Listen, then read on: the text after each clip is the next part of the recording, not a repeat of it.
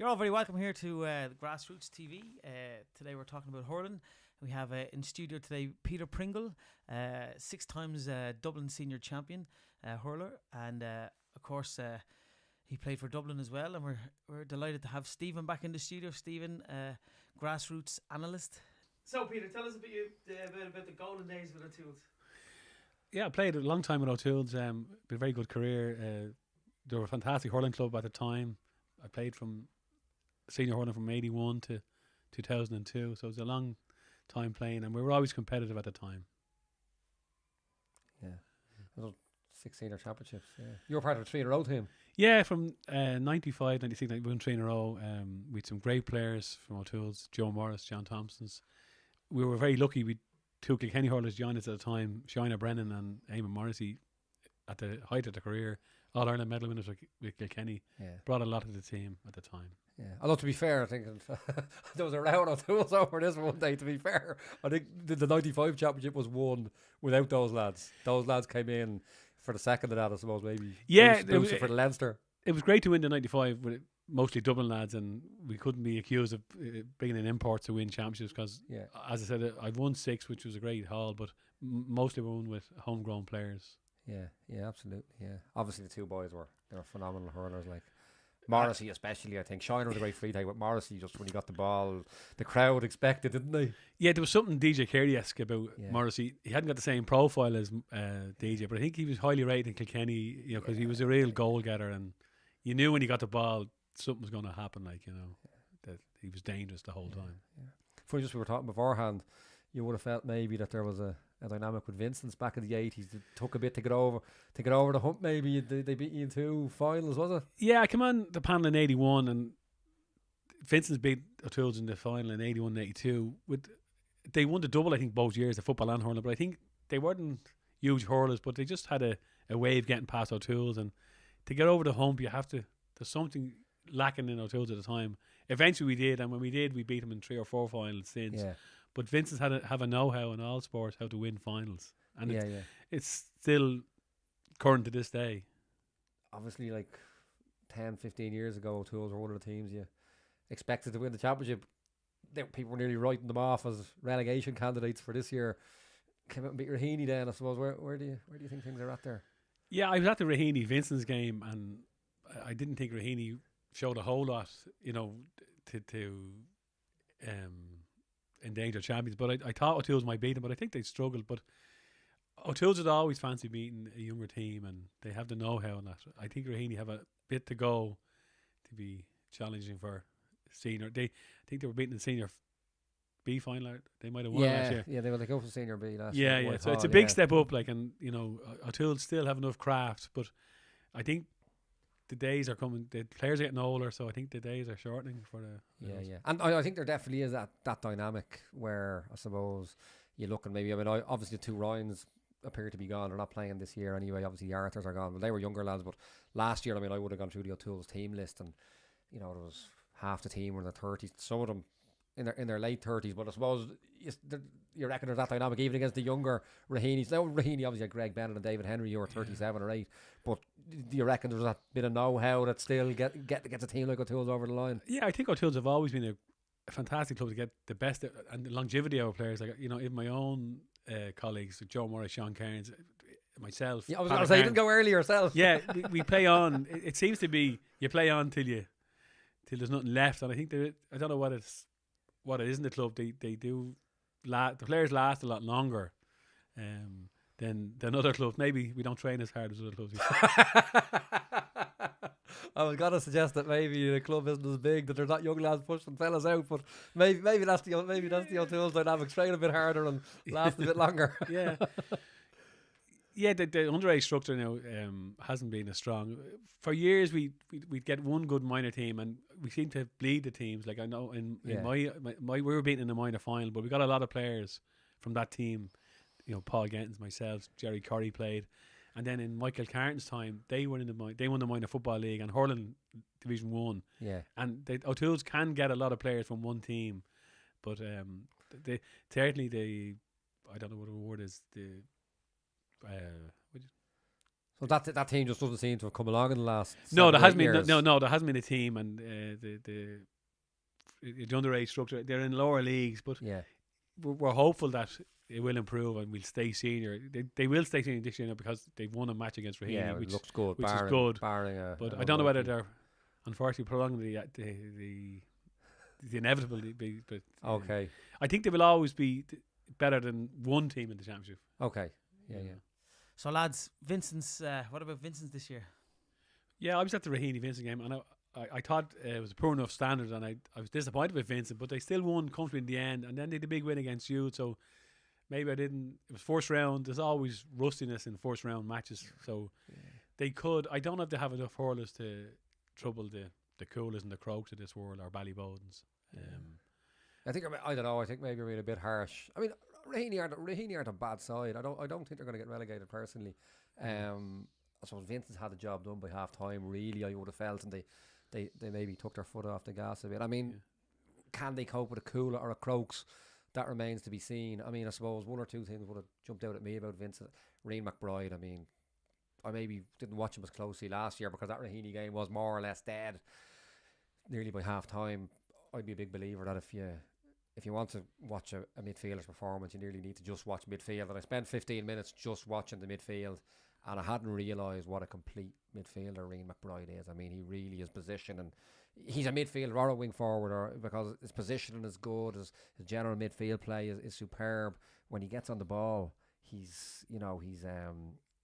has phenomenal pace. So I think you have a serious player there. You have more up front, serious man in the full forward line.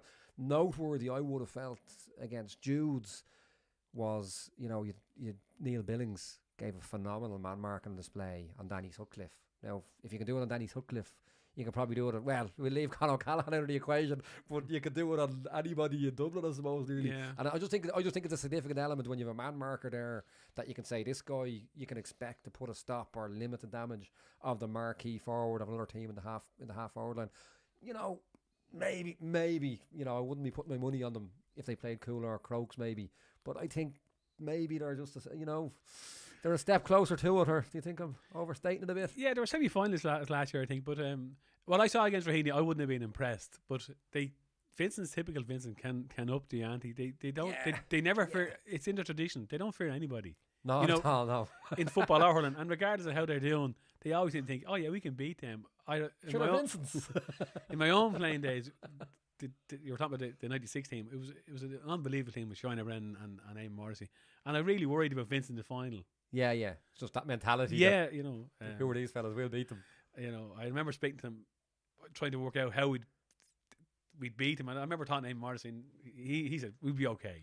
Yeah. So he hadn't got that fear or respect or whatever. Yeah, it was. Vince is like they're kind of serial winners, like Yeah. I think they won numerous championships in. Oh, they got to 29 or 30 finals in 31 years. I mean, that is ingrained in the mentality. Yeah, there's no doubt about that. And I think, obviously when they're beating you, maybe you don't like it, but I think to be fair to them, there's a culture in the club that maybe they do expect to win games that they maybe shouldn't, but. Oh, definitely. I remember talking to the late Jim Murphy, and he said to me, when you beat Vincent, there's worth 2 finals. And I think it's the same in the football. I think to beat the blue or the top team is always great. It's like beating Kerry in football. Yeah. To win an All-Ireland and say, yeah, we've beaten them, and we put them away. But as I said, Vincent, I wouldn't write them off. But looking at what I saw against Raheny, I wouldn't be tipping them for a championship either. Okay. Yeah. Steve, Anthony Daly's come in with Crokes this year. What do you reckon? Has he made any difference? Yeah, I suppose. Look, you look at it from a statistical point of view, from an analytical point of view. He came in with Dublin, won a national league with Dublin, got to an All-Ireland semi-final, which they were level with in the last, with 20 minutes left till the man got sent off. So you'd expect, and look, Ollie Baker was a serious manager as well. But I mean, for me, Daly is someone who has proven himself to be in the top handful of managers in the country. That's where I would see it. I suppose in terms of what I was looking at, I would have felt looking at the Fiumbarra game, maybe less so against Whitehall. There's a few subtle things. I mean, when I analyse hurling, there's 5 or 6 things. When I'm not looking at individuals, when I look at a whole team, there's 5 or 6 elements that for me win hurling games. One of them, you know, and two things jumped out at me against Crokes, or watching Crokes. One thing is, you know, and it's probably the defining factor in hurling. When for my analysis, it's the team who gets more free strikes. All things being equal, they're more likely to win. Now, that's a symptom of everything that is hurling, because good hurlers create free strikes for other players. Now, if you look at Coola, that's why Coola have been dominant, because they're the best side in the country in that middle third, in the pressure cooker. Fellas, you know, Malone, O'Connell, Moran, Schutte, Paul Schutte, all of them really, that from 5 to 12, the Tracy's obviously, you know, they can throw that ball around and create those free strikes. What I would have noticed with Crokes was the manner in which they pressed aggressively and in a disciplined structure against Fiumbarra. It just, I know obviously, you know, Fiumbarra aren't the side that you'd be measuring potential championship wins against, you know what I mean? But I just felt that I was looking at that and saying, well, if they can transfer that style of heavy pressing, aggressive, disciplined pressing against Coola, you have to expect that Coola are going to get less of those strikes off. So that was the first thing that struck me. So the second thing that struck me, again, it's the obvious one, is it's just a straight up element. And you know, there's a reason why one of the best analysts in the country calls his website Don't Foul, you know, James Robinson down in Kildare. Like, the key thing I look at, and I suppose maybe it was my first the eureka moment in analyse and stuff, like when you'll probably remember this, when Wexford beat Limerick in the 96 All-Ireland final, they conceded one free in a game of hurling. And what I would have noticed about Crokes against Fiumbarra, they gave away one, maybe two, what I call grade 3 frees. That's a free where no direct threat existed. Like a grade 2 is where, you know, the fella probably would have scored if he didn't foul him. So again, that's a symptom. But in terms of raw, just discipline, little bit of technical structure, and, you know, just being set out. Don't give away unnecessary frees. I just felt Crokes had come to a pitch there where they were giving away maybe 5 or 6 of those last year, and most teams do, but Coola don't. And I would have felt Crokes last year did, and it was worth a 2 or 3 or 4 point edge to Coola every game, and it wasn't the case against Fiumbarra. Okay, but you felt they lapsed a bit against Whitehall. Yeah, you know, I looked at them and I was sort of, if we'd done the show last week, I nearly would have nailed my colours to the mast and said, you know what, if push comes to shove, I'm marginally going to say Crokes over Coola off the back of those two of those 6 key analytical elements I would look at. But then, you know, they came in against Whitehall, and with all due respect to Whitehall, they kept them in the game by giving away absolutely unnecessary frees. 4 in the first half, 3 in the second half, and I think if you look back, Whitehall had maybe, did they score 4 or 5 scores from play the whole game? And I was just looking at that and thinking, right, you know, it seemed clear to me that it had been worked on for the Fiumbarra game, and it just seemed to go out the window against Whitehall. Now, obviously, it's early days. Maybe they'd worked on other stuff, and sometimes I know you have to re-emphasise stuff week in, week out. Do you? Goes in one ear and out the other. Yeah, I would take a lot of the matches this time of year that the likes of Cool and Crokes, they're not aiming for April and May. It's an October thing. Yeah, situation. And Whitehall, they would have trained hard for the matches. Yes. And they ran the Fianna very close in the first round. Yeah, it was level with 10 minutes left. 10 minutes ago. And yet, they wouldn't be seen as a threat, you know, to a championship team. Crokes, I feel, they always have good players. You know, they've huge underage structures coming. And they, even in my day, they were always a strong hurling team. They have a know-how of playing championship. So, and last year in the final against Coola, it was quite close. 2 years running. Yeah, up to the last 5 minutes. 2 years running. Daly coming in. I know you're a big fan of Daly's, but listen to you, I still think that you have to have the hurlers, and Crokes will be there or thereabouts, regardless of what happened against Finbars. They were going to beat Finbars anyway. That was a given. I know that sounds very easy to say, but I don't know how much work they would put into the match against Finbars. They were always going to win. Yeah, and don't get me wrong, as what the point I would make about analysis is, I would like to think that even against a weak team, you can't prove yourself against a weak team, but I would certainly say you could prove that you're not going to do it against a weak team if certain structures are wrong. And I certainly nothing got earmarked for me in the Fiumbarra game. Maybe a little bit against Whitehall, but as you say, it's early in the season. Maybe maybe they were working on something different that week. It hadn't been drilled home, and they were a bit softer on the free concession. But I wouldn't argue with you. Obviously, they would have looked at that group, and I presume they would have said, right, we should have our house in order, and we should be top of that group or joint top of that group by the end of the 2 games. So I wouldn't argue with that point. Yeah, well, Whitehall and Finbars would be seen as as not cannon fodder. Well, not at that level. At that, they wouldn't be expected to be. No, so Crokes would be looking at trying things. I think Ryan O'Dwyer played centre back.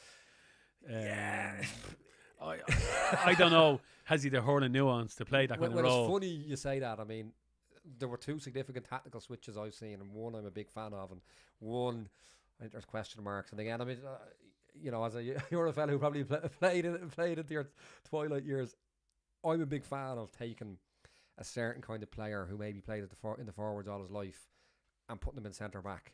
But I mean, Ryan O'Dwyer as a forward, like, it was pure raw aggression. I mean, even at All Ireland semi-final, like, you're on a yellow card, you're playing centre forward, you don't need to make that challenge. And I don't mean that disrespectfully to him. I'm just looking at it from an analytical point of view. I'm wondering, you're trying to transfer this into a position where you're getting a bit older.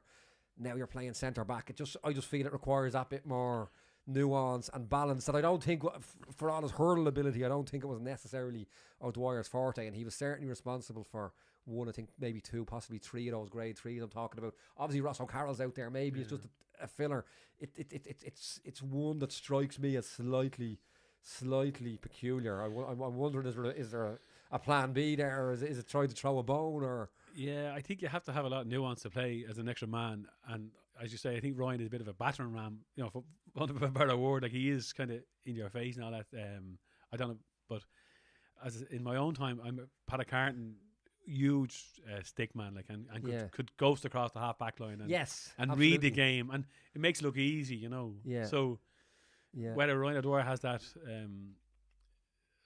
I think he'd be better used centre forward himself, now funny you move on to centre forward. I personally, I mean, I would defer to Anthony Daly's know-how and whatever plans he has, but interesting you mentioned centre forward. I mean, my personal take would be O'Dwyer's forward, but again, the other element I just thought was very significant with Crokes was did Fergal Whiteley play in centre forward last year? Now, fabulous hurler, and he really caught my eye last year. I mean, he ran riot against Vincent's and against Nafina for periods, and even though he had a quiet enough game in the semi-final against Lucan, he got a few key line breaks and scores late on.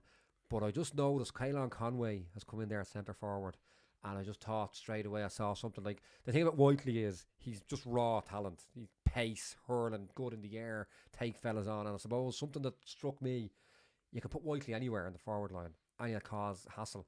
I just want to know, so Caelan Conway, I think they're going to get something extra out of Crokes there, because I suppose one of the things, again, I look at it, just watching a game in some regards with analysis, is the player who takes that extra 1/10 of a second or 1/4 of a second to draw a player that bit further, an opponent, and hand it off. And I just felt that Conway actually brought something to that Crokes attack. And I'm sure it wasn't lost at Anthony Daly making that switch. I don't think they've lost that by putting Whiteley onto the wing or into the corner. But Conway at centre forward, he just looks to me like a game conducting centre forward. He's he's great nuance to his game, which I wouldn't have spotted, before. But from centre forward, he's controlling a lot of the Colin Cronin's about him. Maybe not as likely to break the line as Colin Cronin, but I just noticed he'll hold the ball, he'll draw it for that extra. He'll draw a man for an extra half second. That more risk of a turnover, he'll hand it off, and all of a sudden, the lads getting the ball or getting an extra second or two. So I actually think when I was sort of in my head saying, maybe this is Crokes' year, it was not giving away frees, which in the first game they didn't, and I think it was clearly worked on.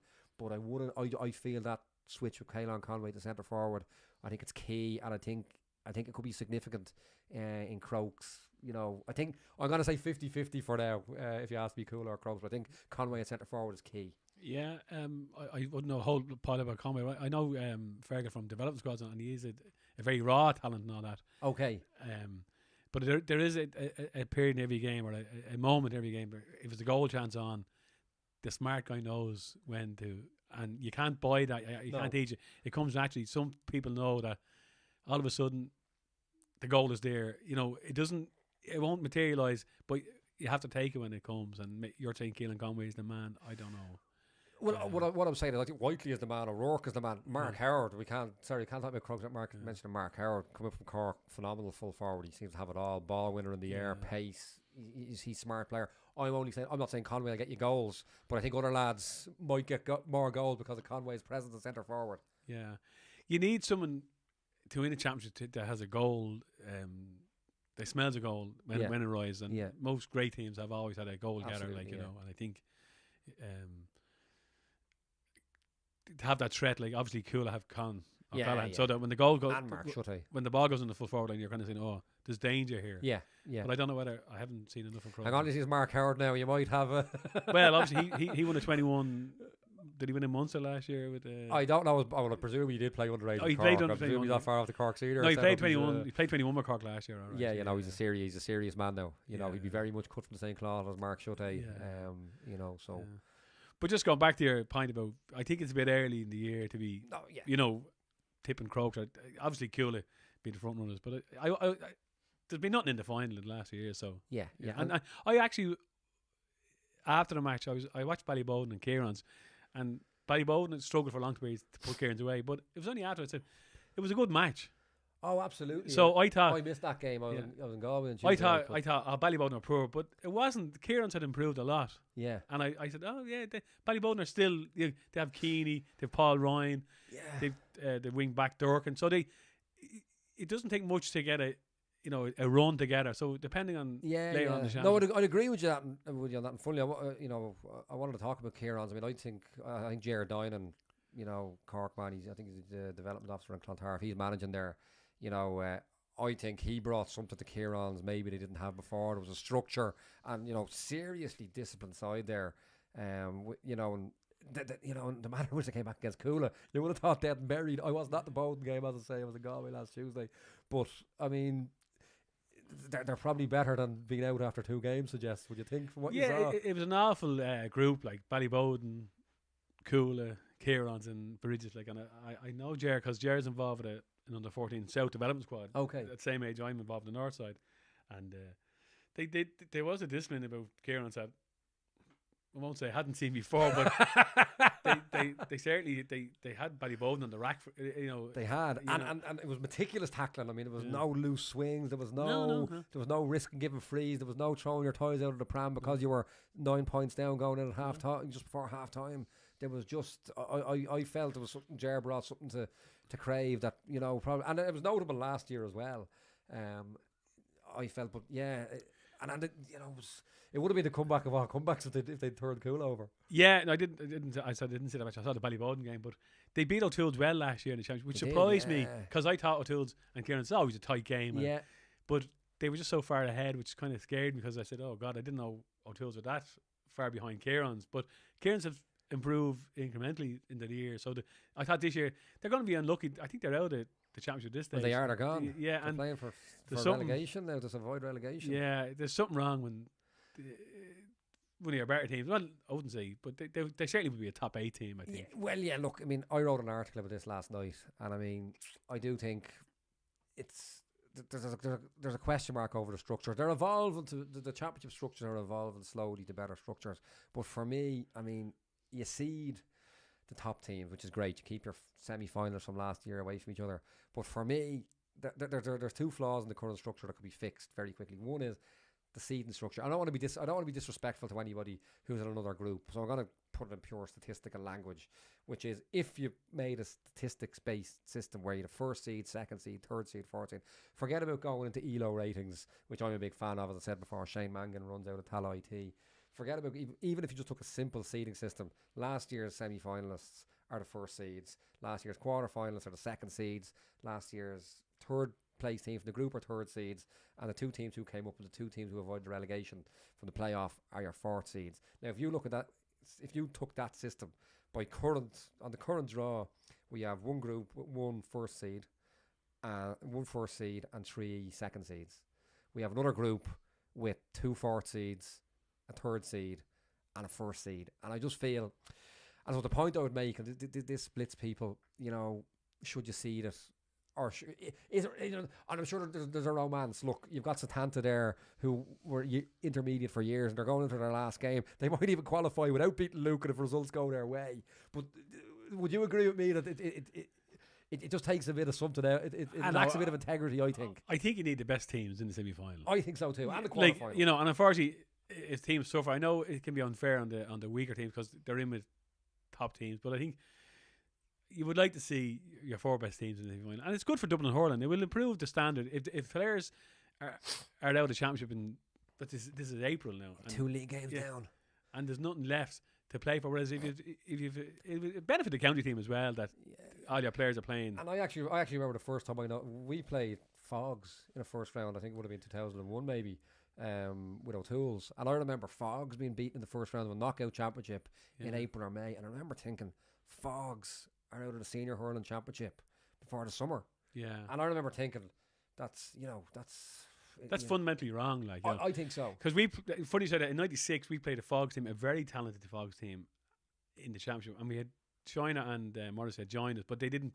Morrissey didn't play, but it was a fantastic game of hurling. Yeah, and they would have been, you know, merited finalists. Like, you know, absolutely, And it was an awful shock. There was a fella called Mike Nolan playing for the Ray, and MJ Ryan was playing. The late MJ Ryan. Yeah. So you need your best teams in the semi-final. Like. And again, as well, the final point I would make on that is you've also a situation there where you could get somebody relegated who aren't bottom 2 or even close to it. I mean, let's just say hypothetically, let's say if you were to swap somebody else into the O'Toole's, Vincent's, Jude's, Raheny group, if you were to swap one of the better, I'm trying to think what way to draw around, but if you were to swap one of the better non-seeded teams into that group, you could have a situation there where the losers of Bridget's and Kieran's in the next game would play, say, the losers of O'Toole's and another what should be a 2nd or 3rd seed team, and the losers of those two could play each other in the relegation playoff.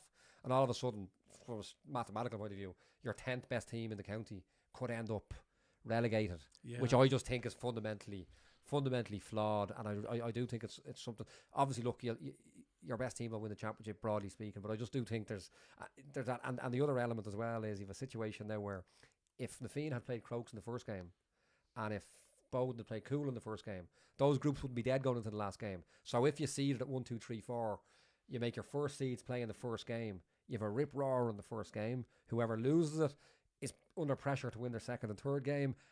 I think you get the audience. I think you get the attendances up, which have been very, very poor over the weekend. The attendances would be up. The groups would be almost guaranteed to be live going into the final game, and we'd be looking at getting our top 8 teams into the championship semi-final. It's probably a problem. Quarter-final, sorry, it's probably a problem in all competitions around the world. Like, you know, like the Spanish league, there's Barcelona and Real Madrid. I don't know how you address the situation, but definitely the hurling championship was lopsided. The draw was lopsided because some of the groups, like, and no disrespect to Tant, if they're safe now, which I'm delighted for them, good hurling club and all that, but if Kieran's and Bridges are going down, I wouldn't argue with that. That would be I wouldn't. Why would you want? One of your better teams. Oh, yeah, and it'll destroy the Senior 2 Championship if one of those goes down because it'd be far too strong. Yeah. Thanks a million, guys. That's the end of the show for us. Thanks a million to Peter Pringle, 6 times Dublin champion, senior champion, and of course ex-Dublin hurler. And Stephen, thanks for coming in. You're in here every week, Stephen, but thanks a million for coming in. We'll catch you all again. Stay tuned.